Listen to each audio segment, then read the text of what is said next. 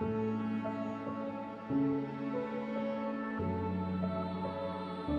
think you already mentioned your failure story, but is there any other favorite failure you have ever made? You already mentioned professional one, and then can you mention any personal one? Okay, maybe there's another mediation. This is a very short one. I'll just mention this.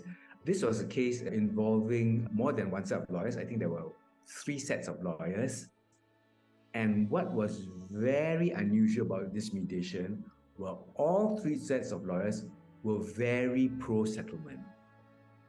And they were working so well together, and we worked with the lawyers, and we were going smooth road because the lawyers were not standing in the way. So it was a smooth road to settlement until who put a stop to settlement? One of the parties themselves. We neglected the party because we spent all the time working with the lawyers. So that's another useful lesson to learn. Never neglect every single person in the mediation. I've extrapolated the learning point. In that case, it was the party itself. But think about it. Anybody at mediation could put a spanner in the works and never leave anybody out. Wow, that's great experience. I experienced somewhat similar situation in negotiation. It's some M&A negotiator, very talented, and they negotiate quite well. And sometimes they bypass their clients and negotiating by themselves. And sometimes they agree without asking their clients to agree. And so it's very similar situation in mediation as well. Exactly. Yeah. And of course, you go back to the fundamentals. What was the interest of that particular person? Why did that person disagree to the settlement, even though the person's lawyer was completely in favor of it? Some of the interests were just not met. I see. I think one of the things is by the time disputes escalate to the point where they need a mediator, one of the things I can quite safely say is found in almost every case is that the parties want to somehow feel heard. It's a question of degree. Either a lot of hearing and a lot of giving them the opportunity to be heard, or a little bit by almost every case. I can't imagine a case which is so, okay, it's all just dollars and cents. This is the one, and risk assessment, and that's it. I see. And that's your professional one. Is there any personal one? Personal one. Many personal ones about, I think one of the main lessons I've learned in life is, again, something which I do in mediation, but I do less so in life, which is to really think carefully before I speak. I tend to be sometimes too forthright. Let me give you an example. A close friend of mine is a conceptual artist, and I hope he doesn't see this video. He's a conceptual artist, and if you know what conceptual art is, it's not about paintings, it's about its ideas and putting things together. And so one day I went to his exhibition, and to be honest, I'm not a great fan of conceptual art, because when I think of art, and again, this is personal, I do think of art as admiring someone's talent, either talent in using colors or whatever, reproducing a picture or whatever. So that sort of talent and skill. In fact, conceptual art seems to be more about the ideas, embodying the ideas in some sort of object or something like that. So anyway, my friend, the conceptual artist, has got a piece of, I can't remember, a table and this and that, and I really didn't understand what he was trying to convey. I didn't understand at all, and this is what I told him. I won't give his name, I'll just say Paul for now. I said, Paul, I'm sorry, I don't understand your work. I can't tell. This is what I actually said, which is very, very insensitive. I really can't tell where the furniture ends and where your art starts, where your installation starts. It's this kind of stupid things I tend to say. I mean, I could have said it in a much better way. Mediators reframed it in a much better way, but I made a statement which comes across as completely insensitive. So I had to apologize for that. But yeah, so one of the recurring lessons which I have to learn in my real life is to take some of the lessons from mediation and be much more sensitive in real life. That's another experience about psychology, it seems like, because thinking about others' perspective first and act based on that expectations. And sometimes there are very straightforward people, do not think about others' perspective and just think about their thinking and their emotion, their thought. And so that may hurt others' emotion. I agree with you entirely, DK. Again, it's about individuals. I mean, maybe someone says to me, I'm much more direct person, I will take it. But it doesn't mean that other people are the same. Yeah, and then mediating one straightforward and the sense to emotion is bad, and one is very sensitive to emotion. How to get those kind of situation? Very, very difficult. It's like teaching a class where some people know a lot and some people know very little. It's always easier if the baseline is the same. Either all don't know anything or all know a lot. So if it's direct, indirect, it's going to be very difficult. The only things you can do is maybe you may need to spend more time at private sessions, and you may also, apart from your own knowledge about the cultural differences, help to educate the parties. Okay, the person you're going to speak to is going to speak very directly with you, but that's his culture. Do not be offended. And also some coaching. Okay, the person you're speaking to is very, very indirect, so you cannot speak like that. You cannot make the statement. Okay, let's rehearse. How are you going to say it? Say it this way. Okay. Oh, I see. So when you mediating different culture people using caucusing very much and teaching and coaching. Those are some of the techniques you can employ to help you to bridge the cultural differences. I see. That's another great tips. And let's go to another question. The best investment you have ever made other than your family? Okay, best investment I've made other than family, I would say it's friends, people. I think that's in fact, I tend to think friends are the family you choose. Okay, family, you don't have no choice, they're already there. But friends are the family you choose. And I think for me, and again, I'm not going to assume it's the same for everybody, my investment in the friendships, it sounds slightly mercenary, as if, you want something out of friendship. But on some level, as human beings, we all want some sort of social interaction, some bonding with other people.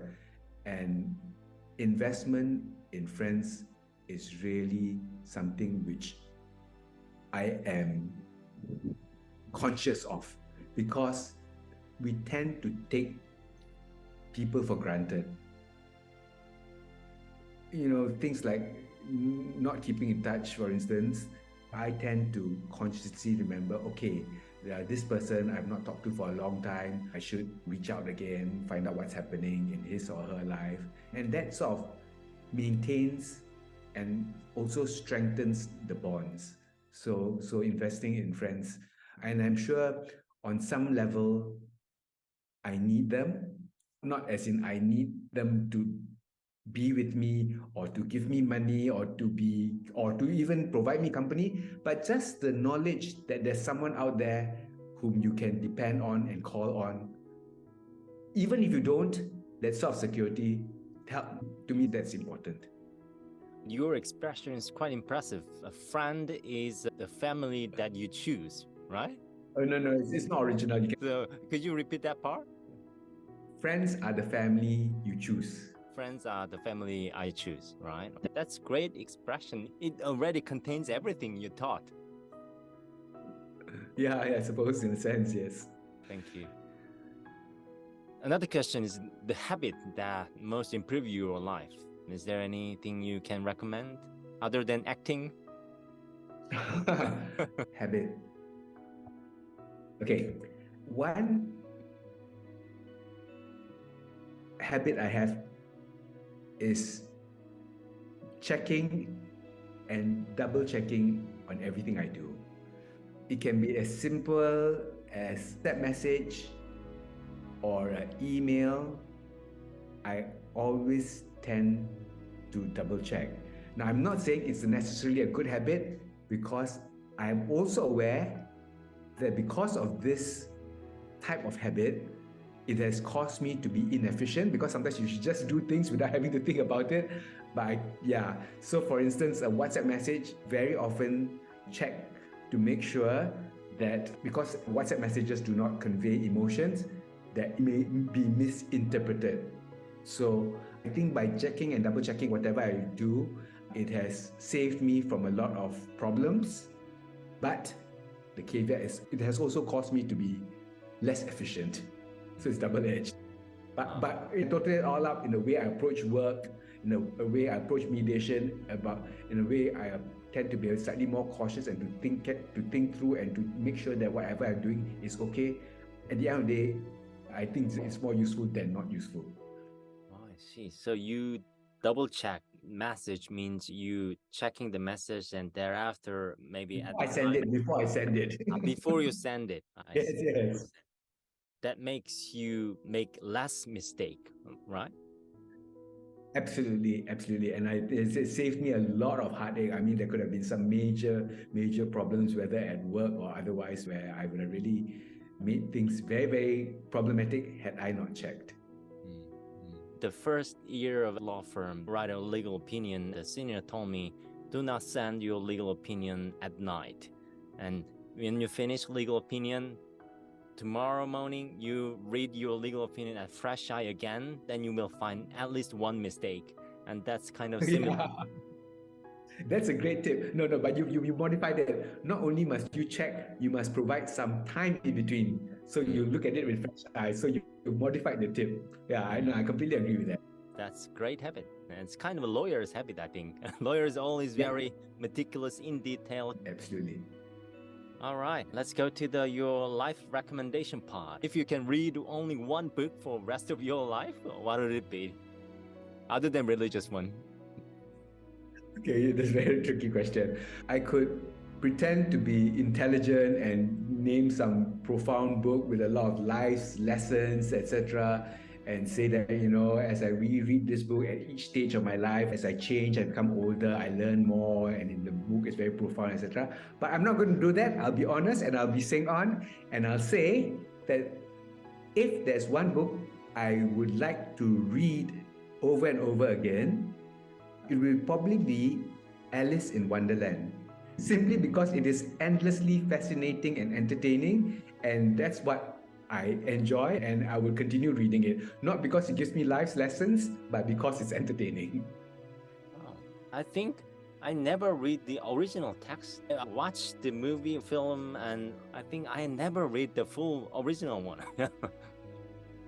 You should. It's really quite entertaining. What I really liked about Alice in Wonderland is also its humor is very irreverent, very random, very unexpected. It's not the expected type of. You are often faced with something unexpected. So that's one of the reasons. Thank you. I will read that after editing. Let's go to a story that changed your perspective, and whether it's a book or a movie or a TV series or you're acting as well, because you're an actor. Okay, there is this movie. I don't know whether you're aware of it. It's quite a good. It is a quite famous movie. It's quite critically acclaimed. Shawshank Redemption. Yeah.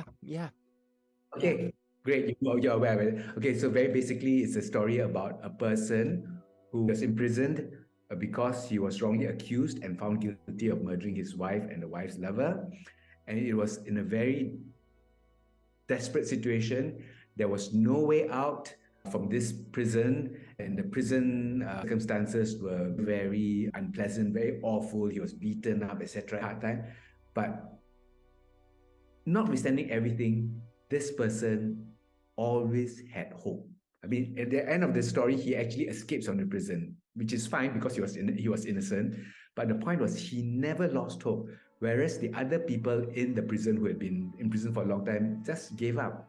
He always felt, no, there's always hope. There's always hope for change. There's always hope to do things better. There's always hope that one day, through some miracle, otherwise I'll be freed. And he was, and he never lost hope. And again, I think this is one of the things which is useful to remember in life, no matter how difficult, how terrible your situation is now. Tomorrow there may be sunlight again, there may be sunrise light. And when you think about it, this is also a lesson which can be brought into mediation, because you have to be, a mediator has to be the eternal optimist. There is always hope of settlement, even though the two parties cannot stand the sight of each other, even though they're $10 million apart, there is the hope, and I will help you reach that settlement. So always have hope, always don't over confident and thinking of sensitive to the emotions. That's a kind of your skill set. Thank you very much. The next question is the gadget that most positively impact your life below $300. I was checking out the price of the lowest smartphone, and it's more than $300. No smartphone. I know, so it's really difficult. Under $300. So what is under $300 nowadays? Okay, so there's one thing which I really enjoy.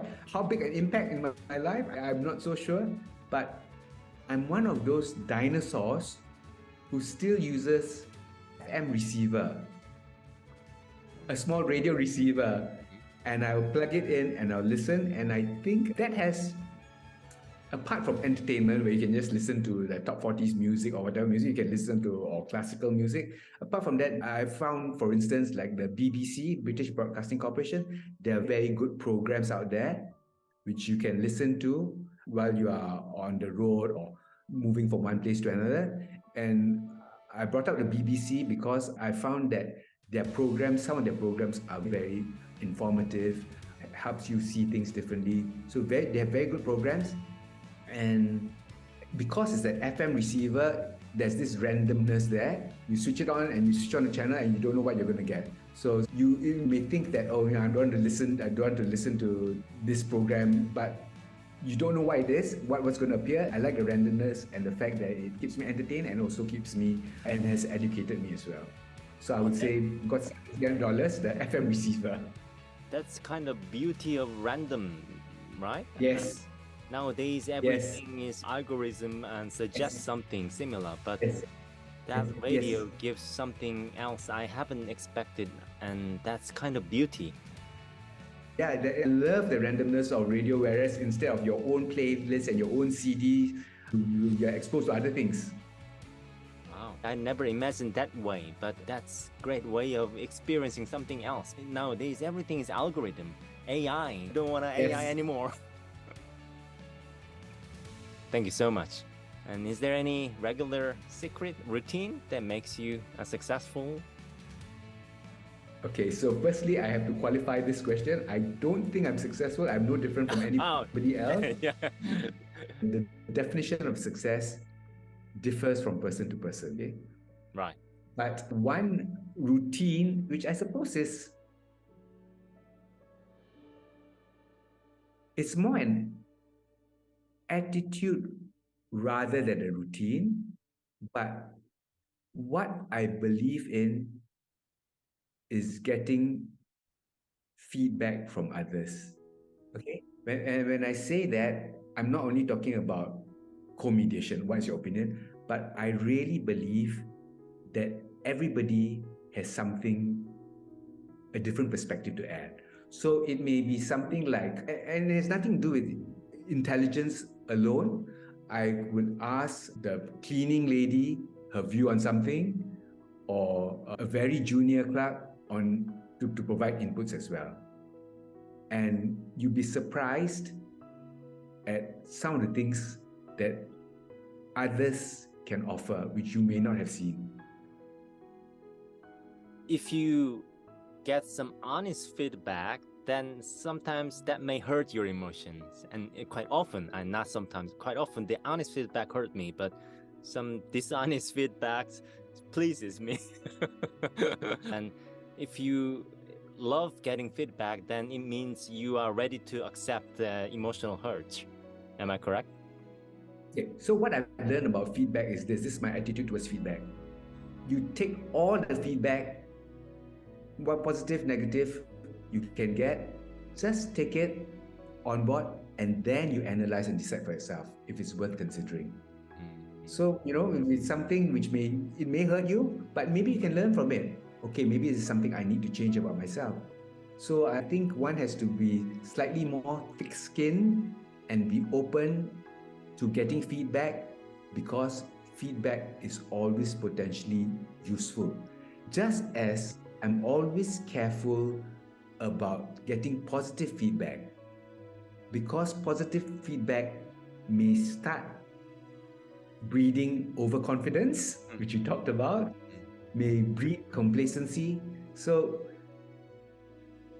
it is something to be taken on board and then examined, analyzed. That's my attitude towards feedback. Is there any tips or technique that you can get honest feedback from others? Because if someone asks me to give him or her feedback, then I think about, oh, if I'm giving him or her honest feedback, then it might hurt his emotion, and we are not that close. So how would I say? Normally, I provide feedback unless I feel we are close enough, and he or she will accept my honest feedback without any emotional, backlash, and then I give them an honest one. Otherwise, I'm very reluctant to give honest bad feedback. No, you're absolutely right. I agree with you that a lot of it depends on the relationship. If you're very close to someone, then you are more comfortable giving honest feedback. Also, if you are close to someone, you may bother to give feedback. If you're not close, you may not even bother to give feedback. So relationship matters. But if I'm going to be the recipient of feedback from someone, I think the first thing I need to establish is to impress upon the other person that I am open to feedback. To somehow get the message across that I value feedback regardless of whether it's good, bad, or ugly. And two, I will not hold it against you personally. I would rather know the honest truth than not to know it. I mean, I think that's all you can do. Yeah. Or you can, it's again framing, how you frame the questions. If instead of saying, do you think my cake is delicious? You could frame the question more specifically so that you can unpack the feedback you want. You think that there's too much sugar, and then slowly ask questions like that. So maybe that's another way of getting honest feedback. Oh, I see. When I was asked by someone, asked me to give, especially junior or senior relationship in the same company, senior asks junior to give me some feedback, then junior always give a positive one because thinking about, oh, it might hurt my relationship because he's my boss, she's my boss. But in otherwise, junior guys ask a senior, please give me feedback. The senior guys normally give honest feedback because he's junior, and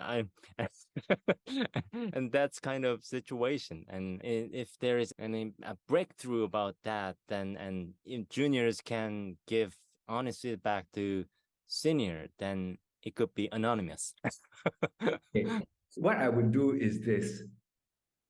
I would ask a junior, if you can give me feedback of something which I can actually work on or improve on, it's bonus points for you. I see. Then junior will say, don't cheat me. I know you. All right. Thank you so much. And my last question, if you can take a time machine and meet your 30-year-old you, and what advice would you give to yourself? Don't afraid being actor. I think for the longest time, and even until I was 30, I've always felt that I had no real direction. By this, I mean like some people by the age of 15 or whatever, they know, okay, I want to be a doctor, or I want to be a lawyer, I want to be something, I know exactly what I want to do. Or even I want to make a lot of money and be a multi-millionaire. But I never had that. And it always concerned me that, and it caused me to feel as if I was slightly lost, just going along and not having any aim. So what I would tell, and that was me even at the age of 30, I would tell myself is this: don't worry, it will all work out. I see. Don't worry. It's not something. Yeah, don't worry, it will all work out. So what would you do if you listen that advice from yourself and go back to 30? Would So that I would change anything? I wouldn't angst and worry about it, and I'll just take life as it comes along. I mean, at the end of the day, we all come on earth and we leave exactly the same as when we started. So, in the big scheme of things, all the ambition and all the dreams, aspirations, and everything else, I'm not sure it really matters. I don't know when I'm on my deathbed. If you ask me what was the most important thing, I don't know what my answer is going to be. I think that's very honest answer. Yeah. Just wondering, do you have religion? My parents were church-going Christians, but for some reason, they never really brought us to church with them. So I think they wanted us to decide for ourselves, to think for ourselves. I'm not sure what was their motivation in not bringing us to church, but it's reached a point where I do not subscribe to any particular religion, but I suppose on some level, I believe in some way that there must be something out there. I don't know what it is, but there must be something. I'm asking this question because you appears that kind of a spiritual, religious way of thinking in that image. Really? Yeah, and you're very modest and thinking about others' perspective first and thinking about your time management, and time is very limited. After this certain period, you retired and do something else. And all these seems like don't worry, and those kind of things are very mindfulness and thinking about self-awareness and those kind of things. So it looks like to me you're a spiritual kind of potential leader. If you study psychology already, then you can go one step further about spiritual kind of things.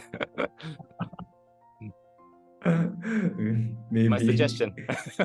Yeah, maybe something I should look at. Yeah, because at your age experience as mediator, you experience a lot of different person's emotions and you handle that and you know what's that. And so based on that experience, it could be turned into some kind of next level as a spiritual leader. I'll explore that. DK, thanks for the tip. Thank you so much this long time. Any last word to anyone? Talking about spirituality and all these kinds of things, and maybe it was written in the stars, when I think about it. I don't know whether I mentioned it, but my name, Loong Seng Onn, Loong Seng Onn. Loong is my surname, which is dragon. Chen can mean bear, and An is peace. To bear peace, to have the responsibility for peace. So maybe there is such a thing, and it was already preordained, it was already in the stars, that I would be a person who spent a lot of my life involved in bearing peace. Wow. And that's why I'm a mediator. Wow, your parents made that name. Thank you so much for this long time, and it's quite a pleasure. I'm quite happy to listening your experience and your story, and it's quite awesome. Thank you. You're very, very kind, and it's been a good pleasure talking to you, DK. You're obviously a very skilled facilitator and good at making me comfortable enough to say a lot of things, and maybe I'll regret saying it later on, but for now, I've been very, very happy. Thank you very much. I will edit well. Okay, take care. Have a good New Year's holiday. retirement. Yes. Yeah, I should wish you that as well. Happy New Year. And I hope that 2023 will bring you good health, happiness, lots of happiness, and lots of laughter as well. Thank you so much. Thank you very much. Bye-bye. Bye. I'm thrilled to have my guest today. His name is Jeremy Lack. Carl Jung studied analytic psychology in Switzerland. Jeremy Lack started to use neuropsychology in alternative dispute resolution in Switzerland. Is it a coincidence? For ordinary people like me, he is a great magician in the world of alternative dispute resolution. Bonjour, Jeremy, and welcome to the show. Bonjour, very pleased to meet you, and thank you for that very kind introduction. I hadn't heard any of that comparison or thinking before, but it's interesting to hear, and I'll disabuse you of everything. No similarities and nothing, no threads to be connected there, but very happy to talk about all of that.